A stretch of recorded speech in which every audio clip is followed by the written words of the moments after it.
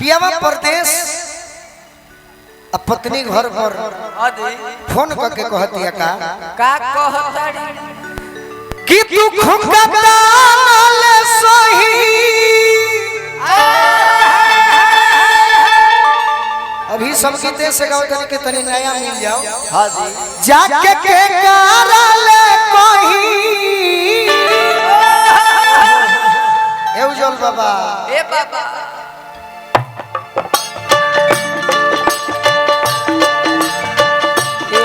दुख का ताल सही जाके के करा से कही दुख का ताल सही जाके के करा से कही दुख का ताल सही जाके के करा से कही घरे रही के सतावेले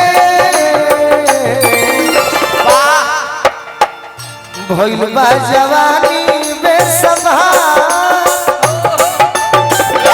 भइल बा जवानी बेसम्हार भतार मोटी लगन न आवेले भइल बा जवानी बेसम्हार भतार मोटी लगन न आवेले भइल बा जवानी बेसम्हार भतार मोटी लगन न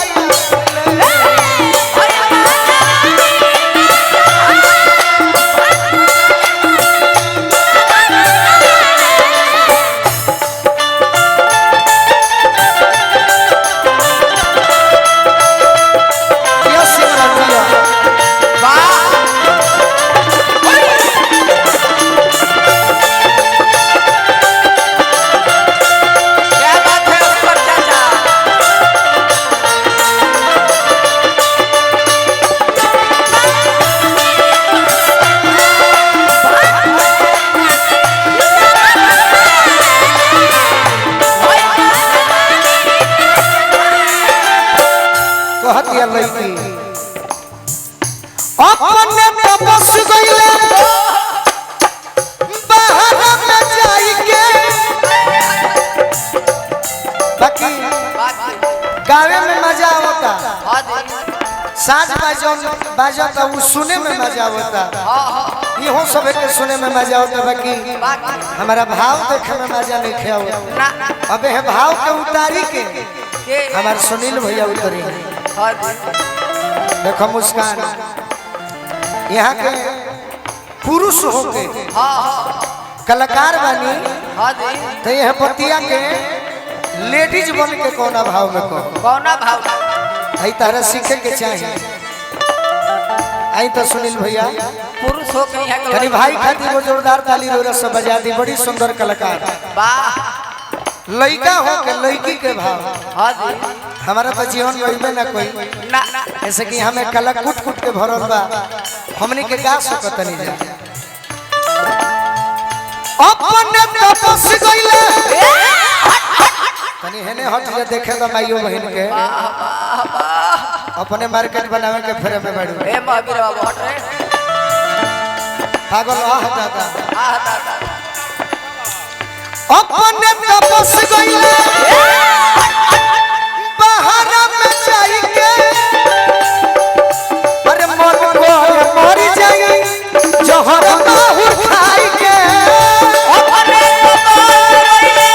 बाहर में जाइके मन को मर जाई जहर माहुर खाई के ए राजा भीतरिल भइल बाबू खा भीतरिल भइल बाबू खा भतार मोटी लगन न आवे भीतरिल भइल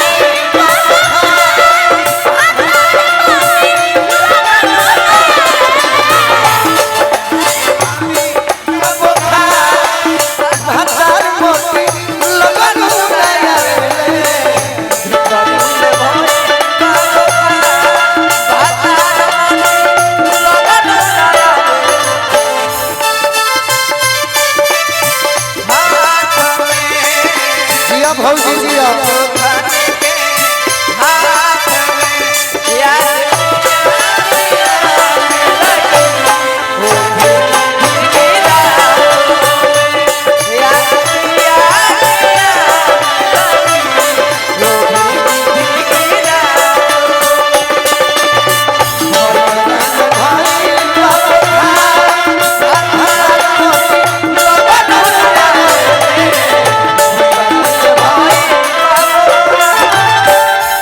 सुनील भैया और कला के जवाब लिखे ना बाकी मेहरारू कहती है का पाछे करी है ओ जित पिया आई के अरे चूल्ही में बोझ दे हो ओई सब कमाई के पाछे करे है ओ जल्दी आई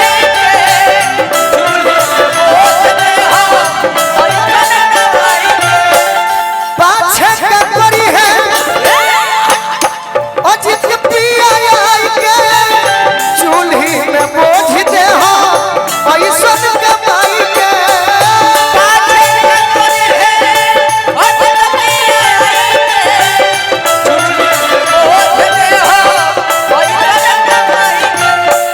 ए ए राजा